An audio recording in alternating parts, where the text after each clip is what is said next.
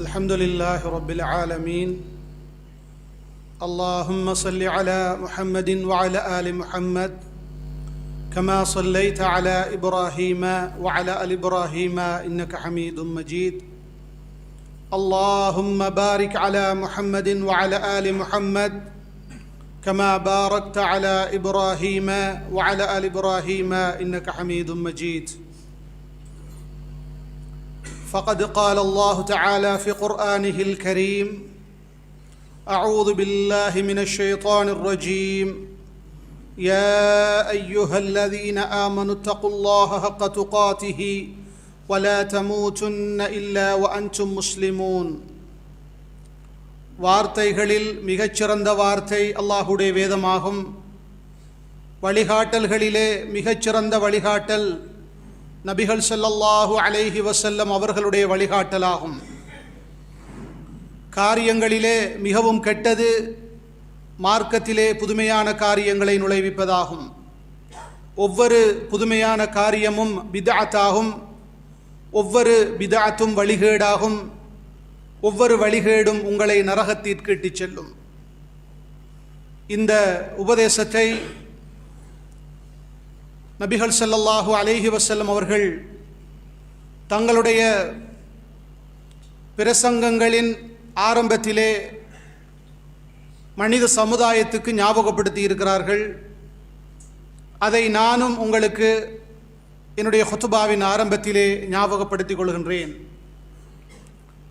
அன்புக்குரிய சகோதரர்களே, நாம் எல்லோரும் முஸ்லீம்கள் என்ற அடிப்படையிலே இந்த உலகத்தில் அனைவரை விடவும், இந்த உலகத்திலே உள்ள அனைத்தை விடவும் முதன்மையாக அல்லாஹுவை நேசிக்க வேண்டும். அதற்கு அடுத்தபடியாக அல்லாஹுடைய தூதரை நேசிக்க வேண்டும். இந்த ஒரு அடிப்படையை நாங்கள் உள்ளத்திலே பதிவு செய்ய வேண்டும்.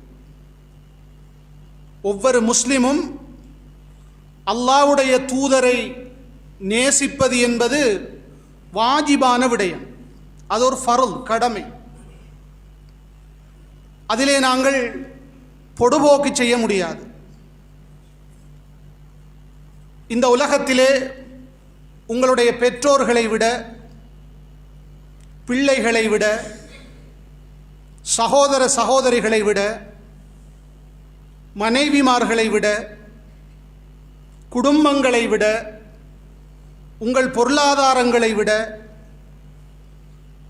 உங்கள் வியாபாரங்களை விட, உங்களுடைய வீடுகளை விட நீங்கள் அல்லாஹ்வுடைய தூதரைத்தான் அதிகம் நேசிக்க வேண்டும். உண்மையிலேயே நான் என்னுடைய வாழ்க்கையிலே என்னுடைய ஹபீப், நேசத்துக்குரிய என்னுடைய தலைவர் முஹம்மது ஸல்லல்லாஹு அலைஹி வஸல்லம் அவர்களை நான் இவ்வளவு அதிகமாக நேசிக்கின்றேனா? எவனுடைய உள்ளத்திலே அந்த நேசம் வரவில்லையோ அவனுடைய உள்ளத்தில் ஈமான் கிடையாது. நிஃபாக் என்ற நயவஞ்சகத்தனம் வந்துவிட்டது. அன்புக்குரிய சகோதரர்களே, அல்லாஹ்வுடைய தூதர் ஸல்லல்லாஹு அலைஹி வஸல்லம் அவர்கள் குறிப்பிடுகின்ற போது சொன்னார்கள்: லா யுமினு அஹதுக்கும் ஹத்தா அகூன அஹப்ப இலைஹி மின் வாலிதிஹி வ வலதிஹி வன்னாசி அஜ்மஈன். லா யுமினு அஹதுக்கும் என்று ஆரம்பிச்சாங்க. உங்களில் எவரும் பூரணமான மூமினாகிவிட முடியாது. உங்களில் எவரும் பூரணமான மூமினாகிவிட முடியாது. எதுவரைக்கும் தெரியுமா?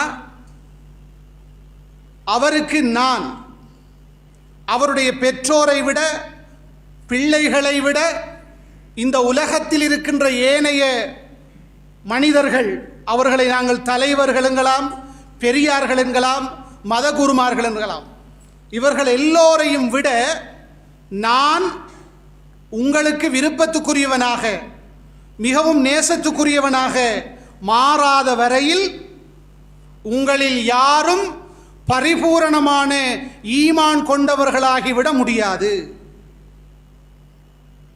நம்முடைய வாழ்க்கையிலே சில கட்டங்களில் பெற்றோரை நாம் நேசிக்கிறோம். பெற்றோரை நேசிக்கத்தான் வேண்டும். பிள்ளைகளை நேசிக்கிறோம், நேசிக்கத்தான் வேண்டும். இந்த உலகத்தில் இருக்கின்ற மூமின்களை நேசிக்கிறோம், நேசிக்கத்தான் வேண்டும்.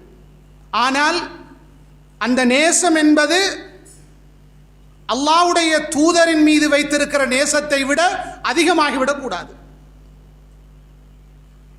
அப்படி அதிகமாகிவிட்டால் என்ன நடக்கும்? தாய் தந்தையை திருப்திப்படுத்துறதுக்காக அல்லாஹ்வுடைய தூதருக்கு மாறு செய்யலாம். அப்படி ஒரு நிலைக்கு வந்துடுவோம். பிள்ளைகளை திருப்திப்படுத்துவதற்காக அல்லாஹ் ரசூலுக்கு மாறு செய்து விடுவோம். உலகத்தில் உள்ள மற்றவர்களை திருப்திப்படுத்த அல்லாஹ் ரசூலுக்கு மாறு செய்து விடுவோம். நேசம் குறைந்தால் இதான் நடக்கும். அல்லாஹ்வுடைய தூதரின் மீது நாம் அதிகம் நேசம் வைத்திருந்தால் யாருக்காகவும் நாம் அல்லாஹ்வுடைய தூதருக்கு மாறு செய்ய மாட்டோம். இந்த குர்ஆனிலே அல்லாஹ் உங்களுடைய பிள்ளைகளும் பொருளாதாரங்களும் ஃபித்னான்னு சொல்லியிருக்கிறான். குழப்பம். சில நேரத்திலே உங்கள் பொருளாதாரங்கள் உங்களுக்கு ஃபித்னாவாக மாறிவிடும். இந்த பொருளாதார விடயத்தில் ஹலால் தேடுவதில்லை, ஹராத்தை தேடுவது, இது ஃபித்னா. பிள்ளைகள் விடயத்திலே பல தந்தைமார்கள் அளவுக்கு மீறிய அன்பு வைத்த காரணத்தால் அவர்களுக்காக பாவம் செய்கிறார்கள். அல்லாஹ்வுடைய தூதருக்கு மாறு செய்யக்கூடியவர்களாக மாறிவிடுகிறார்கள். அதனால் தான் அல்லாஹ்வுடைய தூதர் இந்த உபதேசத்தை நமக்கு சொன்னார்கள். நான் தான் உங்களுக்கு மிக நேசத்துக்குரிய ஒருவனாக மாற வேண்டும், இருக்க வேண்டும். அப்படி இல்லை என்றால் உங்களுடைய ஈமான் பரிபூரணம் அடையவில்லை. இப்போ பேசக்கூடிய என்னுடைய ஈமான் எப்படி இருக்கிறது, கேட்கக்கூடிய உங்களுடைய ஈமான் எப்படி இருக்கிறது? கேள்வி கேட்டு பாருங்கள். அன்புக்குரிய சகோதரர்களே, அல்லாஹ்வுடைய தூதரை நாம் எப்படி நேசிக்க வேண்டும் தெரியுமா? எங்களுடைய உயிர்களை விட மேலாக நேசிக்க வேண்டும். அது அடுத்த ஒரு அடிப்படை. உலகத்திலே உள்ள அனைத்தையும் விட அல்லாஹ்வுடைய தூதரை நேசிக்க வேண்டும். இந்த விடயத்திலே சிலர் அல்லாஹ் அருள் செய்யப்பட்ட அடியார்கள் அல்ஹம்துலில்லாஹ் நேசிக்கலாம். உயிரை விட நேசிக்க வேண்டும். அல்லாஹ் அல் குர்ஆனிலே ஒரு வசனத்திலே சொல்லுகிறான், அந்நபியு அவுலா பில் முஃமினீன் மின் அன்ஃபுஸிஹிம். இந்த இறை தூதர் நபி இருக்கிறாரே, அவர் மூமின்களுக்கு அவர்களுடைய உயிர்களை விட மேலானவர். இப்போ நமக்கு நம்முடைய வாழ்க்கையிலே நமக்கு மிகவும் விருப்பத்துக்குரியது நம்முடைய உயிர். உயிர் இல்லை என்றால் ஒன்றும் இல்லை. அதை விட நாம் அல்லாஹ்வுடைய தூதரை நேசிக்க வேண்டும். இந்த அடிப்படையையும் உள்ளத்திலே பதிவு செய்யுங்கள். அன்புக்குரிய சகோதரர்களே, ஒரு சந்தர்ப்பத்திலே உமர் இப்னுல் ஹத்தாப் ரலியல்லாஹு அன்ஹு அவர்கள் அல்லாஹ்வுடைய தூதரோடு மிக நெருக்கமாக உட்கார்ந்து கொண்டிருக்கிறார்கள். நெருக்கம் என்ற எப்படின்னா, உமருடைய கையை அல்லாஹ்வுடைய தூதர் பிடித்து கொண்டிருக்கிறார்கள். அப்படி நெருக்கம். அந்த நேரத்தில் உமர் அல்லாஹ்வுடைய தூதரை பார்த்து சொன்னார்கள், அல்லாஹ்வுடைய தூதரே, இந்த உலகத்தில் என்னுடைய உயிருக்கு அடுத்ததாக நான் உங்களை தான் நேசிக்கேன்னு சொன்னார். நான் முதலாவது என்ற உயிரை நேசிக்கேன் அவர் சொன்னார். ஃபர்ஸ்டா முதலாவது என்னுடைய உயிரை நான் நேசிக்கிறேன், அதுக்கு அடுத்ததாக இந்த குடும்பங்கள் பொருளாதாரம் எல்லாத்தையும் விட உங்களைத்தான் நேசிக்கிறேன் என்று சொன்னான். உடனே அல்லாஹ்வுடைய தூதர் சொன்னார்கள், இல்ல உமரே, உங்களோட ஈமான் இன்னும் பூர்ணமடையவில்லை. நான் உங்களுக்கு உங்களோட உயிரை விட மிக விருப்பத்துக்குரியவராக மாறும் வரைக்கும் உமரே, உங்களோட ஈமான் பூரணமடையவில்லை. சத்தியமிட்டு சொன்னார்கள், வல்லதி நஃப்சி பியதி, என்னுடைய உயிர் எவன் கைவசம் இருக்கிறதோ அவன் மீது சத்தியமிட்டு சொல்லுகிறேன் உமரே. அதற்கு பிறகு உமர் ரலியல்லாஹு அன்ஹு அவர்கள் சொன்னார்கள், எப்படி தெரியுமா? வல்லாஹி, அல்லாஹ்வின் மீது சத்தியம் விட்டு சொல்லுகிறேன், அல்லாஹ்வுடைய தூதரே, உங்களை என்னுடைய உயிரை விட நான் மேலாக நேசிக்கிறேன் யா ரசூலல்லாஹ். இதை கேட்டுவிட்டு அல்லாஹ்வுடைய தூதர் சொன்னார்கள், அல் ஆன யா உமர், அல் ஆன யா உமர், உமரே இப்போதுதான் உங்களுடைய ஈமான் பரிபூரணம் அடைந்து விட்டது சொன்னார்கள். சுப்ஹானல்லாஹ். உண்மையிலே அன்புக்குரிய சகோதரர்களே, இந்த விடயங்கள் எல்லாம் அடிப்படையான விடயங்கள். இதில் நம்மில் பலர் கவனீனமாக இருக்கிறோம். அல்லாஹ்வுடைய தூதர் விடயத்திலே நேசம் வைப்பதில் நம்மில் பலர் கவனீனமாகத்தான் இருக்கிறோம். ரெண்டு அடிப்படைகளை புரிந்து கொள்ளுங்கள். ஒன்று, இந்த உலகத்தில் இருக்கிற அனைவரையும் விட, அனைத்தையும் விட நான் அல்லாஹ்வுடைய தூதரை அதிகம் நேசிக்க வேண்டும். இது ஒரு அடிப்படை. இரண்டாவது விடயம், என்னுடைய உயிரை விட மேலாக நான் அல்லாஹ்வுடைய தூதரை நேசிக்க வேண்டும். இது இரண்டாவது அடிப்படை. இந்த ரெண்டு மெசேஜ்களையும் முதலாவதாக நம்முடைய உள்ளத்திலே நாங்கள் பதிவு செய்து கொள்வோம்.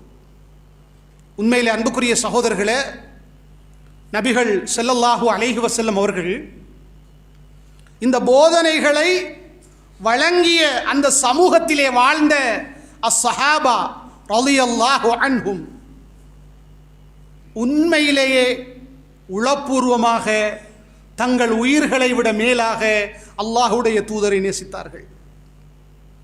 வெறும் வார்த்தையால் அல்ல, வெறும் கவிதையால் அல்ல, வெறும் கொண்டாட்டங்களை வெளிப்படுத்துவதனால் மட்டுமல்ல, அவர்கள் தங்கள் வாழ்க்கையிலே வாழ்ந்து காட்டினார்கள். சஹாபாக்கள் அல்லாஹ்வுடைய தூதரை தங்களுடைய உயிர்களை விட மேலாக நேசித்தவர்கள். அன்புக்குரிய சகோதரர்களே, நிறைய உதாரணங்கள் இருக்கின்றன. ஒரு சிலதை நினைவூட்டுகிறேன். பத்ர் என்ற ஒரு மிக முக்கியமான யுத்தம் நடைபெறப் போகிறது. ஹிஜ்ரி 2வது வருடத்திலே முஹாஜிர்களும் அன்சாரிகளும் குழுமி இருக்கிறார்கள். முதலாவது போராட்டம். கத்து சொன்னார்கள், மக்களே மஷூரா சொல்லுங்கள், மஷூரா சொல்லுங்கள். முஹாஜிர்கள் அபூபக்கர், உமர் இப்படியான சஹாபாக்கள் எழும்பி கருத்துக்களை சொல்லிக் கொண்டே இருந்தார்கள். அல்லாஹ்வுடைய தூதர் திரும்ப திரும்ப கேட்டார்கள், மஷூரா சொல்லுங்கள். ஏனென்றால் அந்த சபையிலே முஹாஜிர்களை விட அன்சாரிகள் தான் கூட அதிகமாக இருந்தாங்க. அன்சாரிகளுடைய நிலைப்பாடு என்ன, அதை அறிந்து கொள்ள வேண்டும். அதற்காகத்தான் மக்களே மஷூரா சொல்லுங்கள் என்று சொன்னார்கள். இப்போ உடனே அன்சாரிகளுடைய தலைவராக இருந்த சஅத் இப்னு முஆத் ரலியல்லாஹு அன்ஹு அவர்கள் எழும்பி, அல்லாஹ்வுடைய தூதரே, நீங்கள் எங்களை நோக்கித்தான் மஷூரா கேட்கிறீர்கள் சொல்லிவிட்டு அவர் ஒரு கருத்தை சொன்னார். ஃபவல்லதி பஅஸக ஃபில் ஹக், இந்த சத்தியத்தை கொண்டு உங்களை நபியாக அனுப்பிய அந்த அல்லாஹ்வின் மீது சத்தியமிட்டு சொல்லுகிறோம், உங்களோடு நாங்கள் சேர்ந்து போராட்டத்திலே கலந்து கொள்வோம். எங்களை நீங்கள் அழைத்து கொண்டு போகிற வழியிலே ஒரு கடல் குறுக்கே வந்து அந்த கடலுக்குள் நீங்க விழுந்து மூழ்கிவிட்டால், அல்லாஹ்வுடைய தூதரே, உங்களோடு நாங்கள் அனைவரும் சேர்ந்து மூழ்கி விடுவோம், எங்களில் ஒருவர் கூட பின் நிற்க மாட்டோம் யா ரசூலல்லாஹ். நீங்கள் உயிரை கொடுக்கிற போது உங்களுக்காக எங்களுடைய உயிர்களை கொடுப்போம், நாங்களும் சேர்ந்து உங்களோடு கடலுக்குள் மூழ்கி விடுவோம் யா ரசூலல்லாஹ்.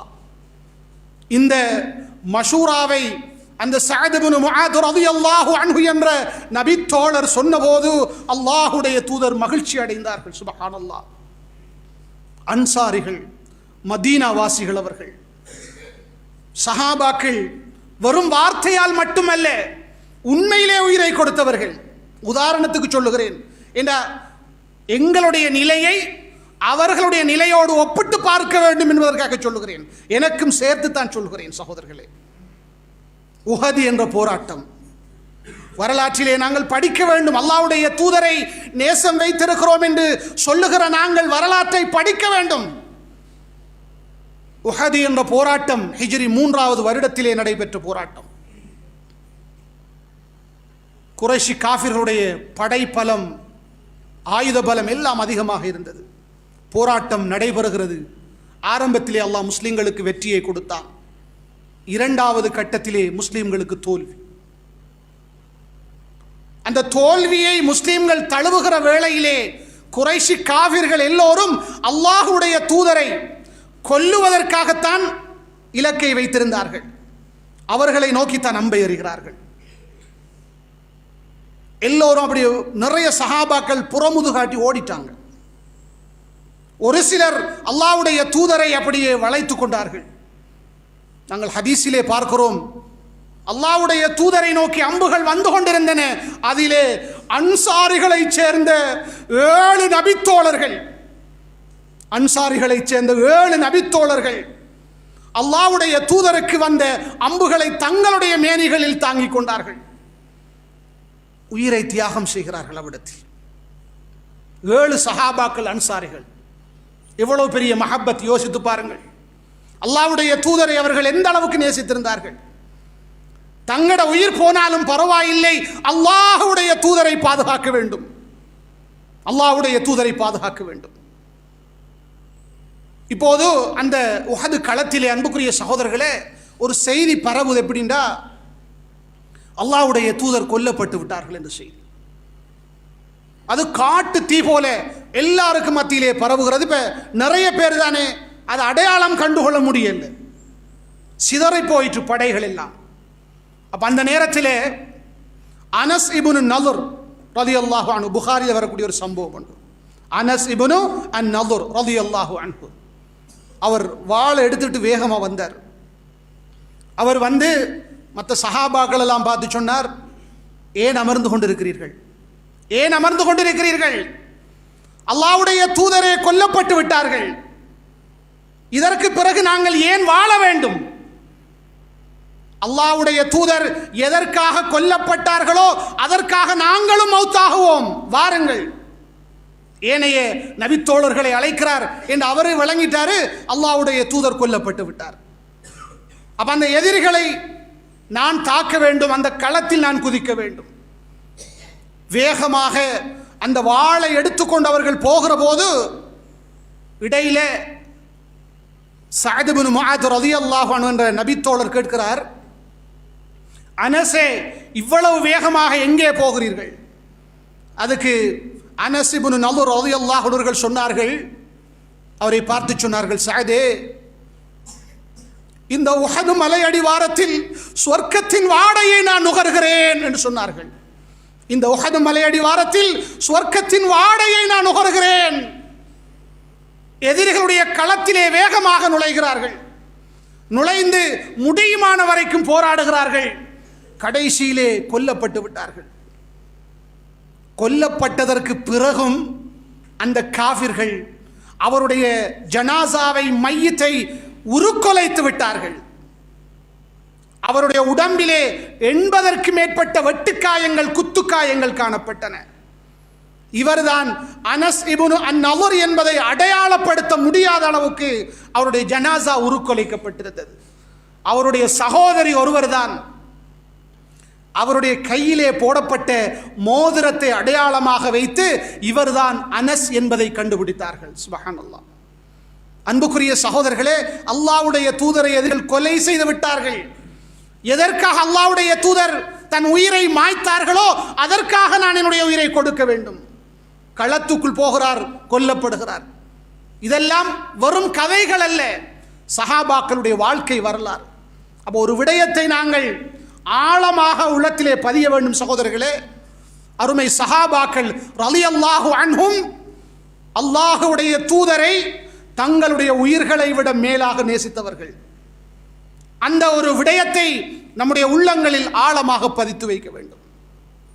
அல்லாஹ்வுடைய தூதரை அவர்கள் எந்த அளவுக்கு நேசித்தார்கள் என்றால், அன்புக்குரிய சகோதரர்களே, அல்லாஹ்வுடைய தூதர் ஏதாவது ஒரு கட்டளை இட்டால் இதை செய்யுங்கள் என்றால் உடனடியாக செய்து விடுவார்கள்.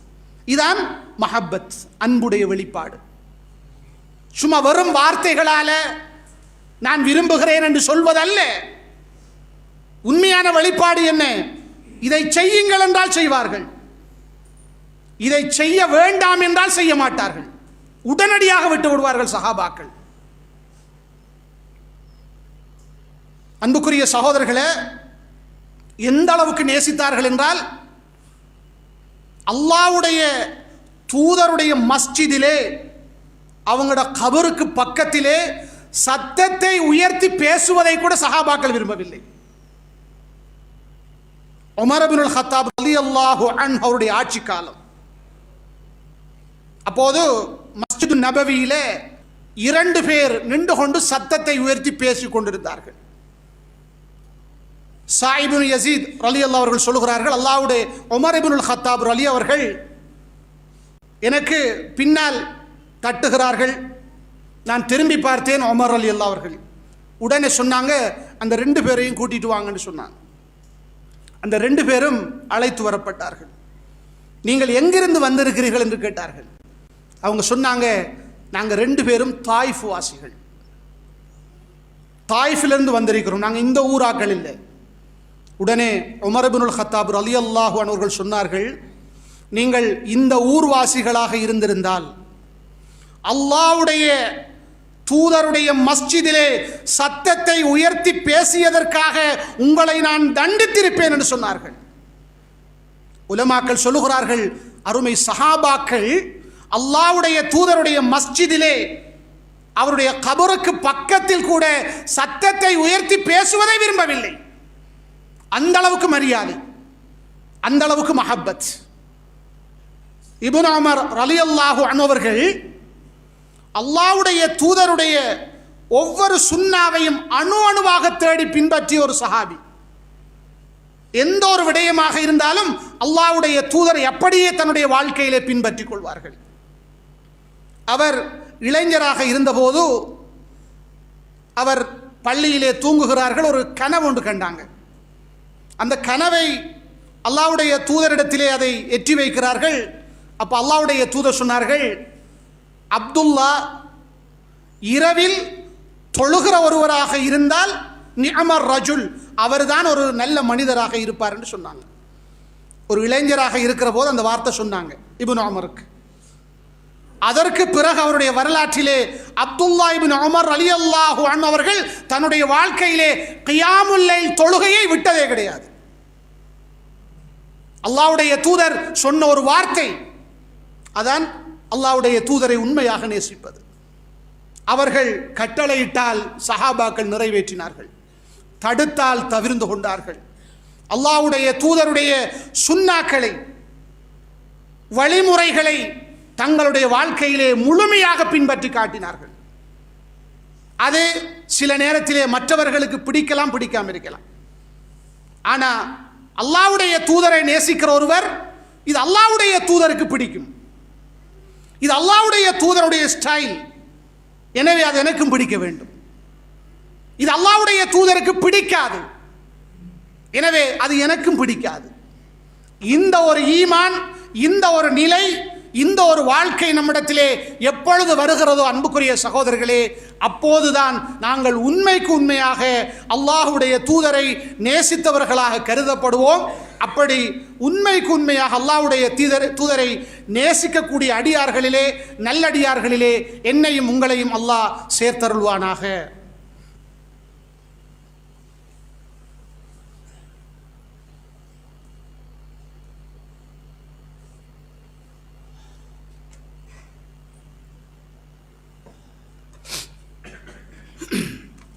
அல்ஹம்துலில்லாஹி ரப்பில் ஆலமீன். اللهم صل على محمد وعلى آل محمد كما صليت على إبراهيم وعلى آل إبراهيم إنك حميد مجيد.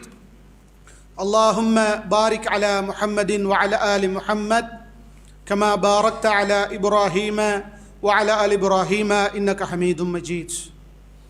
அன்புக்குரிய சகோதரர்களே, அல்லாஹ்வுடைய அடியார்களே, ஹுத்துபாவுக்கு நேர காலத்தோடு மஸ்ஜிதிலே வந்து அமர்ந்திருக்கிறோம். அல்ஹம்துலில்லாஹ்.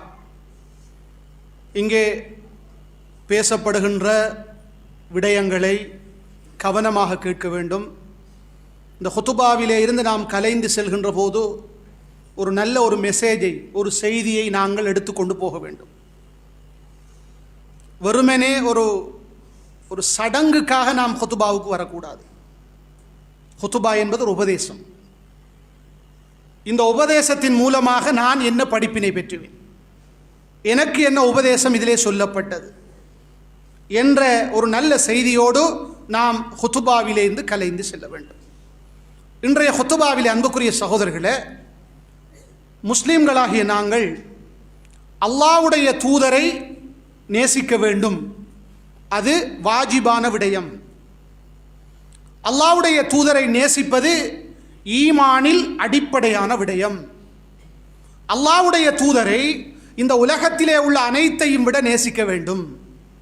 அல்லாஹ்வுடைய தூதரை எங்களுடைய உயிர்களை விட மேலாக வேண்டும். அருமை சஹாபாக்கள் ரலியல்லாஹு அன்ஹும் அவர்கள் தங்களுடைய உயிர்களை விட அல்லாஹ்வுடைய தூதரை நேசித்தார்கள். அல்லாஹ்வுடைய தூதருடைய கட்டளைகளுக்கு மதிப்பளித்தார்கள். விலக்கல்களை தவிர்ந்து வாழ்ந்தார்கள். அவருடைய வழிமுறைகளை அணு அணுவாக பின்பற்றினார்கள். இது அன்பின் வெளிப்பாடு. உண்மையிலேயே நானும் நீங்களும் அல்லாஹ்வுடைய தூதரை உண்மையாக நேசிக்கின்றோமா? அப்படி நாங்கள் நேசித்தால் சில வெளிப்பாடுகள் நம்முடைய வாழ்க்கையிலே இருக்க வேண்டும். முதலாவது அன்புக்குரிய சகோதரர்களே, நான் அல்லாஹ்வுடைய தூதரை நேசிக்கிறேன் என்றால் நான் நேசிக்கின்ற என்னுடைய ஹபீப், நேசத்துக்குரிய என்னுடைய தலைவரை பற்றி நான் படித்திருக்க வேண்டும், அறிந்திருக்க வேண்டும். உண்மையிலேயே இந்த ஹுத்துபாவிலே ஒன்று சேர்ந்திருக்கிற நீங்கள் எல்லோரும் உங்களிடத்திலே கேளுங்கள்.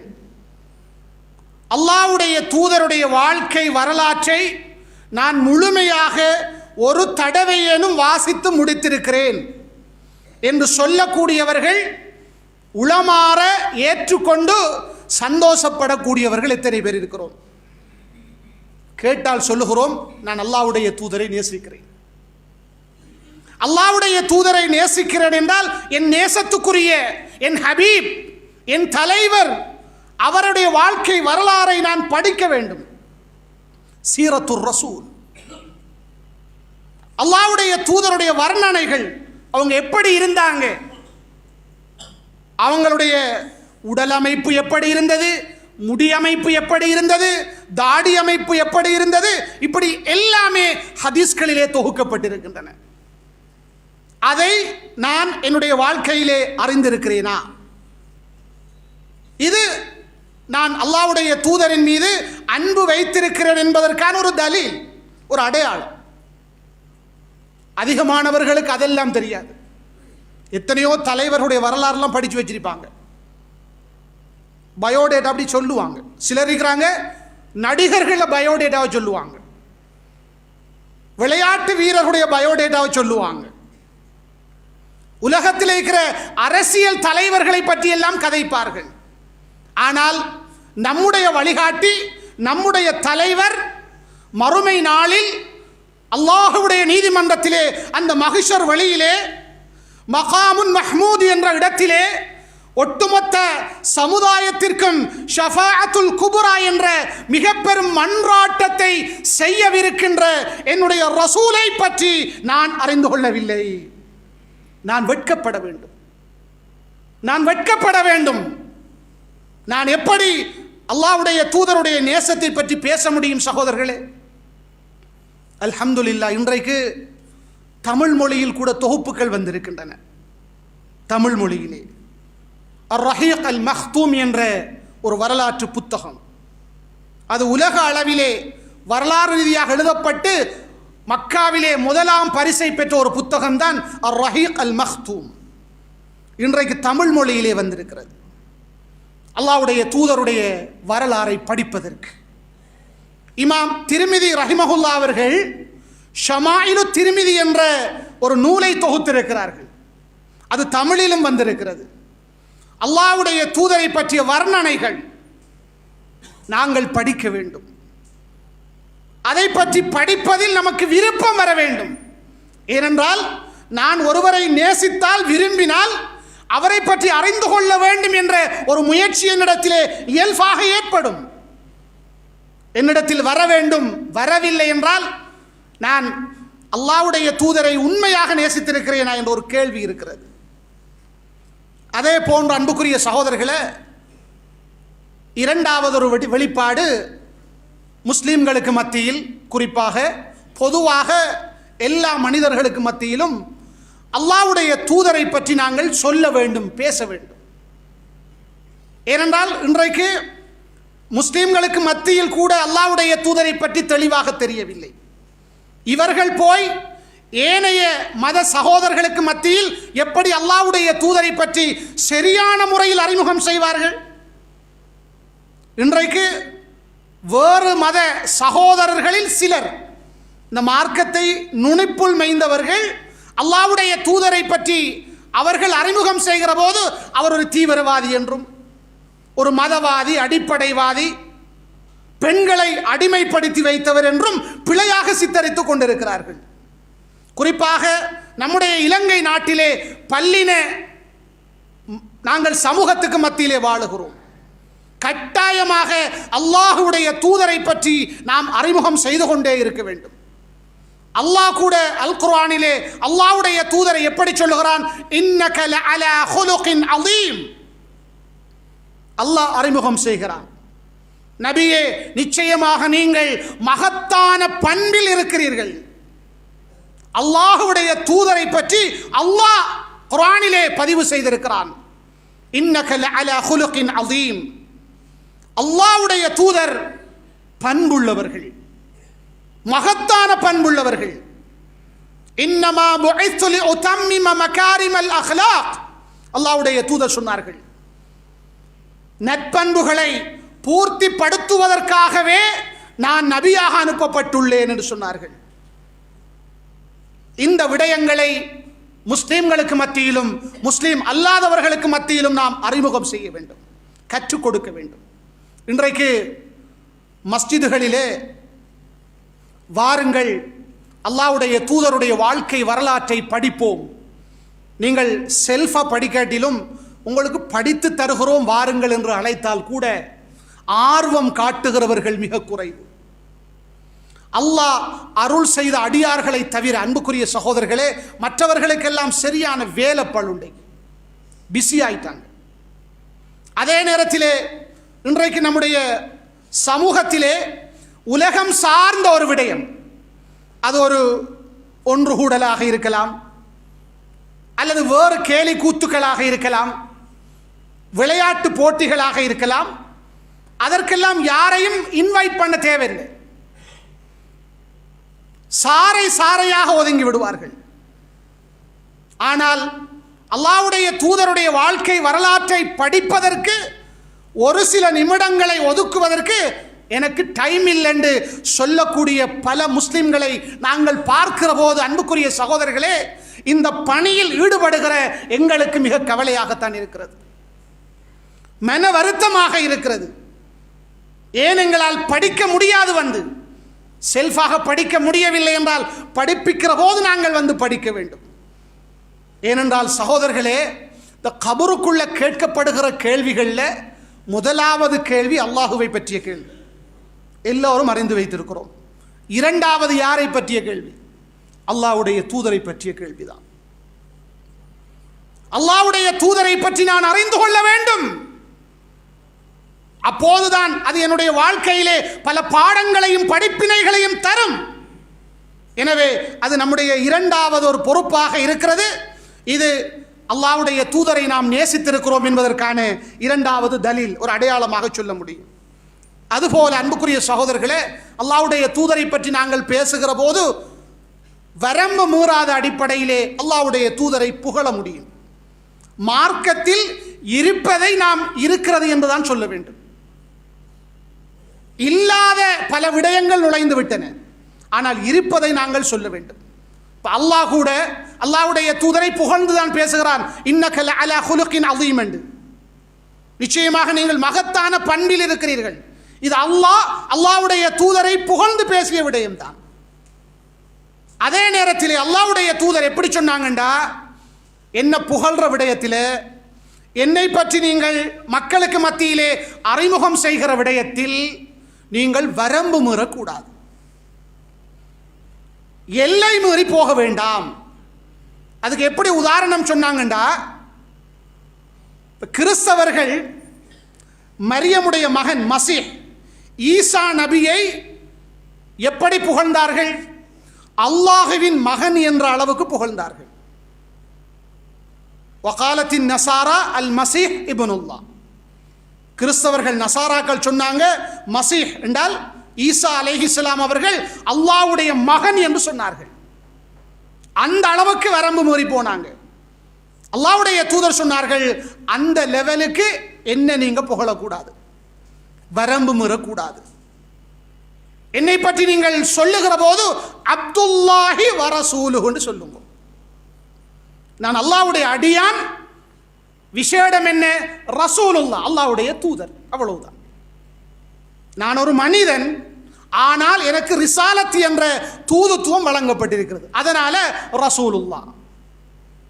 எனவே அன்புக்குரிய சகோதரர்களே, அல்லாஹ்வுடைய தூதரை பற்றி குர்ஆன் ஹதீஸிலே வந்த விடயங்களை பற்றி மக்களுக்கு மத்தியிலே பேசுகிற போது நாங்கள் புகழ்ந்து பேசலாம்.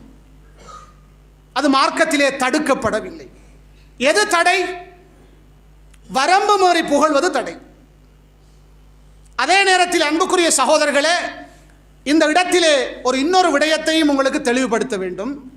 உண்மையிலே நம்முடைய முஸ்லீம்களுக்கு மத்தியிலே, நம்முடைய இந்த முஸ்லீம் கிராமங்களில் எல்லாம் அல்லாஹ்வுடைய தூதருடைய நேசத்தை பற்றி, இந்த மஹப்பத்தை பற்றி ஆக கூடுதலாக பேசக்கூடிய மாதம் ரபீஉல் அவ்வல் மாதம் தான். எனவே அல்லாஹ்வுடைய தூதரை பற்றி படிப்பதற்கும் பேசுவதற்கும் மக்களுக்கு மத்தியிலே அறிமுகப்படுத்துவதற்கும் ஒரு குறிப்பிட்ட மாதத்தை மார்க்கம் குறிப்பாக்கவில்லை. ரபீஉல் அவ்வலிலும் நீங்கள் அல்லாஹ்வுடைய தூதரை பற்றி பேசலாம், படிக்கலாம். ஆனால் ரபீஉல் அவ்வலில் மட்டும்தான் என்ற ஒரு நிலை நம்மிடத்திலே வந்துவிட்டால் அது பிழையாகிவிடும். இப்ப ரபீஉல் அவ்வல் மாதத்தில் நாம இருக்கிறோம். ரபீஉல் அவ்வல் மாதத்துக்குள்ள நுழைஞ்சிட்டு இப்ப நாங்க ரபீஉல் அவ்வல் மாதத்தில் அல்லாஹ்வுடைய தூதர் பிறந்தார்கள். திங்கள்கிழமை பிறந்தார்கள். எத்தனையாவது நாளில் பிறந்தார்கள் என்பது வரலாற்றிலே கருத்து வேறுபாடுள்ள ஒரு விடயம். அதே நேரத்தில் அல்லாஹ்வுடைய தூதர் ரபீஉல் அவ்வல் மாதத்திலே மௌத்தானாங்க, பிறை 12 மௌத்தானார்கள். அது உறுதியாக சொல்லப்பட்ட விடயம்.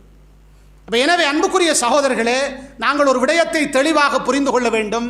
அல்லாஹ்வுடைய தூதரை பற்றி பேசுவதற்கென்று நாம் ஒரு குறிப்பிட்ட காலத்தை பற்றும் சுருக்கி கொள்ள தேவையில்லை. எல்லா காலங்களிலையும் நாங்கள் படித்து கொண்டே இருக்கோம். இப்போ மக்களுக்கு மத்தியிலே சில விழிப்புணர்வுகளை ஏற்படுத்துவதற்காக வேண்டி இந்த மாதத்திலே அல்லாஹ்வுடைய தூதரை பற்றி சொல்லப்படுகிறது. அதை நாங்கள் பிழை என்று சொல்லவில்லை. ஆனால் இந்த மாதத்துக்கு மட்டும் நாங்கள் அதை வரையறுக்காமல் எல்லா காலங்களிலும் அதை தொடர்ச்சியாக படித்து கொண்டு வருகிற அந்த நிலையை முஸ்லிம்களுக்கு மத்தியிலே உருவாக்கி கொடுக்க வேண்டும் என்ற ஒரு விடயத்தை தான் இந்த இடத்திலே மிக அழகான முறையிலே நாங்கள் உபதேசமாக சொல்லுகின்றோம். அதுபோல அன்புக்குரிய சகோதரர்களே, அல்லாஹ்வுடைய தூதரை நாங்கள் புகழ்கிறோம் என்ற பெயரிலே சமூகத்தில் இருக்கக்கூடிய இன்னொரு ஒரு பிழையான நடைமுறை தான் மௌலூத் என்ற அரபு பாடல்களை பாடுவது. சுபஹான மௌலித் ஒரு அரபு கவிஞனால் தொகுக்கப்பட்ட ஒரு புத்தகம் உண்டது. அது அல்லாஹ்வுடைய தூதருடைய காலத்திலும் தொகுக்கப்படவில்லை, சஹாபாக்களுடைய காலத்திலும் தொகுக்கப்படவில்லை, தாபியங்களுடைய காலத்தில், தபு தாபியங்களுடைய காலத்தில் எல்லாம் தொகுக்கப்படவில்லை, இமாம்களுடைய காலத்தில் தொகுக்கப்படவில்லை. மிக அண்மை காலத்திலே இந்தியாவை சேர்ந்த காயல் பட்டணத்தை சேர்ந்த ஒருவரால் தொகுக்கப்பட்ட ஒரு புத்தகம், பாட்டு புத்தகம், அவ்வளவுதான். அதை பள்ளியிலே நாங்கள் வெள்ளை விரித்து கொண்டு சினிமா பாடல் மட்டுக்களிலே பாடுவதால் நான் அல்லாஹ்வுடைய தூதரை நேசிக்கிறேன் என்ற ஒரு முடிவுக்கு வர முடியாது. என்ற அதில் உள்ள நிறைய கருத்துக்கள் அல்லாஹ்வுடைய தூதரை அல்லாஹ்வுடைய இடத்திலே கொண்டு வைக்கின்ற வரம்பு மீறுகிற கருத்துக்கள் ஒன்று. இரண்டாவது, அல்லாஹ்வுடைய தூதர் செய்யாத ஒரு விடயம், சஹாபாக்கள் செய்யாத ஒரு விடயம். நான் ஆரம்பத்திலே சொன்னேன், சஹாபாக்கள் எங்களை விட, அவர்களுடைய உயிர்களை விட மேலாக அல்லாஹ்வுடைய தூதரை நேசித்தவர்கள். அவர்கள் இந்த ரபீஉல் அவ்வல் மாதத்துக்கண்டு விசேடமான எந்த வணக்கங்களையும் உருவாக்கவில்லை. அதிலே நாம் மிக கவனமாக இருக்க வேண்டும். புகழ்வதை பிழை என்று சொல்லவில்லை, வரம்பு மீறி போகக்கூடாது. மார்க்கத்திலே இல்லாத முறைகளில் அதை நாம் கொண்டு வரக்கூடாது. அப்ப இந்த விடயங்களில் நாங்கள் மிக கவனமாக இருக்க வேண்டும் என்பதை ஞாபகப்படுத்துகின்றோம். அதே போன்று மீலாது விழா கொண்டாடுவது, இந்த மீலாது விழா கொண்டாடுவது என்பது அன்புக்குரிய சகோதரர்களே, அதற்கும் இஸ்லாத்துக்கும் எந்த தொடர்பும் கிடையாது. அது பித்அத் என்றே உலமாக்களால் அடையாளப்படுத்தப்பட்டிருக்கிறது. நான் ஹுத்பாவுடைய ஆரம்பத்திலே உங்களுக்கு சொன்னேன், அல்லாஹ்வுடைய தூதர் எல்லா பிரசங்கங்களிலும் ஆரம்பத்தில் சொன்ன விடயம் குல்லு பித்அத்தின் லலாலத், பித்அத்துகள் எல்லாம் வழிகேடு தான். அப்ப எனவே பிறந்த தினம் எடுப்பது சாதாரணமாக ஒரு முஸ்லீம் தனக்கு பிறந்த தினம் கொண்டாட முடியாது, அது பித்அத்னு நமக்கு தெரியும். அதுபோல ஒரு முஸ்லீம் அல்லாஹ்வுடைய தூதருக்கும் பிறந்த தினம் கொண்டாட முடியாது. இந்த பிறந்த தின விழாக்கள் என்பது ஷியாக்களால் ஃபாத்திமியர்களுடைய ஆட்சி காலத்திலே உருவாக்கப்பட்ட ஒரு முறை. அவர்கள் மௌலிது அர் ரசூல், மௌலிது அலி, மௌலிது ஃபாத்திமா, மௌலிது ஹசன், மௌலிது ஹுசைன் 5 பிறந்த தின விழாக்களை உருவாக்கினார்கள். அல்லாஹ்வுடைய தூதருக்கு ஒரு விழா, அலி அலி அவர்களுக்கு ஒரு விழா, ஃபாத்திமாவுக்கு ஒரு விழா, ஹசன் ஹுசைன் இவங்க 2 பேருக்கும் 2 விழாக்கள். எனவே இது மார்க்கத்தில் இல்லாத ஒரு விடயம் என்பதை நாங்கள் புரிந்து கொள்ள வேண்டும். அது நம்முடைய நாட்டிலே அது நடைபெற்று கொண்டே இருக்கும், ஆனால் நம்முடைய உள்ளத்திலே அது பற்றிய தெளிவு இருக்க வேண்டும். அப்படி கொண்டாட்டங்கள் செய்வது என்பது பித்அத்தான விடயம் என்ற ஒரு விடயத்தை நாம் உள்ளத்திலே பதிவு செய்ய வேண்டும். அதே போன்ற அன்புக்குரிய சகோதரர்களே, நாம் எல்லோரும் அல்லாஹ்வுடைய தூதரை உண்மையாக நேசித்தால் அல்லாஹ்வுடைய தூதருடைய கட்டளைகளை நம்முடைய வாழ்க்கையிலே நாம் முடியுமான வரைக்கும் பின்பற்ற வேண்டும். விலக்கல்களை முழுமையாக தவிர்த்து கொள்ள வேண்டும். குல் இன் குன்தும் துஹிப்பூனல்லாஹ ஃபத்தபிஊனி யுஹ்பிபுக்குமுல்லாஹ், அல்லாஹ் சொல்கிறான், நபியே நீங்கள் சொல்லுங்கள், நீங்கள் அல்லாஹ்வை விரும்பக்கூடியவர்களாக இருந்தால் நபியே சொல்லுங்கள், ஃபத்தபிஊனி என்னை பின்பற்றுங்கள், அல்லாஹ் உங்களை விரும்புவான். அல்லாஹ்வுடைய தூதரை நான் உண்மையாக நேசிக்கிறேனா? அன்புக்குரிய சகோதரர்களே, என்னுடைய வாழ்க்கையிலே என்னுடைய நடை உடை பாவனைகள் அனைத்து விடயங்களிலும், என்னுடைய இபாதத்தாக இருக்கலாம், என்னுடைய கொடுக்கல் வாங்கலாக இருக்கலாம், என் திருமண வாழ்க்கை, குடும்ப வாழ்க்கை, என் பொருளாதார வாழ்க்கை, என் சமூக வாழ்க்கை, எல்லாவற்றிலும் என்னுடைய ஆதாத் வளமையான விடயங்கள் எல்லாவற்றிலும் அல்லாஹ்வுடைய தூதருடைய கட்டளைகளை பின்பற்றுவேன், அல்லாஹ்வுடைய தூதருடைய விலக்கல்களை தவிர்த்து கொள்வேன். நான் தலைமுடி வாருகிற விடயமாக இருந்தாலும் வலதை கொண்டு ஆரம்பிப்பேன், செருப்பணிகிற விடயமாக இருந்தாலும் வலதை கொண்டு ஆரம்பிப்பேன், சாப்பிடுகிற விடயமாக இருந்தாலும் வலது கையால் சாப்பிடுவேன். சின்னது பெரிசு என்றெல்லாம் பிரிக்காம அல்லாஹ்வுடைய தூதருடைய சுன்னாக்களை நம்முடைய வாழ்க்கையிலே விருப்பத்தோடு நான் பின்பற்றுகிறேனா? இன்ஷா அல்லாஹ் என்னால் உறுதியாக சொல்ல முடியும், நான் அல்லாஹ்வுடைய தூதரை நேசிக்கிறேன். எனவே இந்த அடையாளங்கள் நம்முடைய வாழ்க்கையிலே இருக்கிறதா இல்லையா என்பதை நாங்கள் பார்க்க வேண்டும். இறுதியாக அன்புக்குரிய சகோதரர்களே, நாங்களும் நீங்களும் அல்லாஹ்வுடைய தூதரை உண்மைக்கு உண்மையாக நேசித்தால் நமக்கு கிடைக்கக்கூடிய பயன் என்ன? மறுமை நாளில் ஒரு சந்தர்ப்பத்திலே அல்லாஹ்வுடைய தூதர் சஹாபாக்களோடு இருந்து கொண்டிருந்தார்கள். ஒரு நாட்டுப்புற அரபி வருகிறார், ஒரு மனிதர் வந்த வரத்தில் அவர் கேட்டார், மதசாஅத்து, அவர் கேட்ட கேள்வி, அல்லாஹ்வுடைய தூதரே உலக அழிவு எப்போது வரும் என்று கேட்டார். மறுமை நாள் எப்போது வரும்? அதுக்கு திரும்ப அல்லாஹ்வுடைய தூதர்கிட்ட இன்னொரு கேள்வி கேட்டாங்க, மா அஅதத்த லஹா, இந்த உலக அழிவை பற்றி கேட்கிறாய், மறுமை நாளை பற்றி கேட்கிறாய், அதற்காக நீ எதை தயார்படுத்தி வைத்திருக்கிறாய்? அதற்கு அவர் சொன்னார், அல்லாஹ்வுடைய தூதரே, நான் அதிகமான தொழுகைகளையோ அதிகமான நோன்புகளையோ அதிகமான சதகாக்களையோ நான் செய்யவில்லை. அப்படின்றா என்ன? நான் ஃபர்லான விடயங்களை மட்டும் செய்கிறேன், பெருசா சுன்னத்தெல்லாம் செய்யல. என்றாலும் நான் என்னுடைய வாழ்க்கையிலே அல்லாஹுவையும் அல்லாஹுடைய தூதரையும் நேசிக்கிறேன் யா ரசூலல்லாஹ் என்று சொன்னார். உடனே அல்லாஹ்வுடைய தூதர் அந்த மனிதரை பார்த்து சொன்னார்கள், அந்த மஅ மன் அஹ்பப்த, நீ யாரை நேசித்தாயோ அவரோடு இருப்பாய் என்று சொன்னார்கள். சுப்ஹானல்லாஹ். புகாரியிலே வருகிறது. இந்த செய்தியை சொல்லிவிட்டு அனஸ் இப்னு மாலிக் ரலியல்லாஹு அன்ஹு அவர்கள் சொல்லுகிறார்கள், இஸ்லாத்தை ஏற்றுக்கொண்டதற்கு பிறகு நாங்கள் எல்லாம் இந்த செய்தியை கேட்டு மகிழ்ச்சி அடைந்ததை போன்று வேறு எதற்கும் மகிழ்ச்சி அடையவில்லை. ஏனென்றால் அவர் சொன்னார், நாங்கள் அல்லாஹ்வுடைய தூதரை நேசிக்கிறோம், அபூபக்கரை நேசிக்கிறோம், உமரை நேசிக்கிறோம், அவர்களோடு நாங்கள் மறுமையிலே சுவர்க்கத்திலே இருக்க போகிறோம். சுப்ஹானல்லாஹ். அன்புக்குரிய சகோதரர்களே, அல்லாஹ்வுடைய தூதரை பற்றி நமக்கு தெரியும். அவர்தான் மறுமை நாளையிலே சுவர்க்கத்துக்குள் நுழைகிற முதலாவது பாக்கியசாலி. அந்த அல்லாஹ்வுடைய தூதரை நாம் உண்மைக்கு உண்மையாக உளமாற சரியாக நேசிக்கிற போது அல்லாஹ்வுடைய தூதரோடு சுவர்க்கத்தில் இருக்கிற பாக்கியத்தை அல்லாஹ் தருவான். அந்த பாக்கியத்தை அல்லாஹ் எனக்கும் உங்களுக்கும் நசீபாக்குவானாக. அல்லாஹ்வுடைய தூதருடைய வாழ்க்கையை, வழிமுறைகளை எங்களுடைய வாழ்க்கையிலே நாங்கள் முழுமையாக பின்பற்றி வாழ்வதற்கும் அவரால் விலக்கப்பட்டவற்றை தவிர்ந்து வாழ்வதற்கும் அல்லாஹ் நம் அனைவருக்கும் தௌஃபீக் செய்வானாக. ஆமீன் ஆமீன். வ ஆஹிரு தஅவானா அனில் ஹம்துலில்லாஹி ரப்பில் ஆலமீன். அகிமிஸ் ஸலாத்.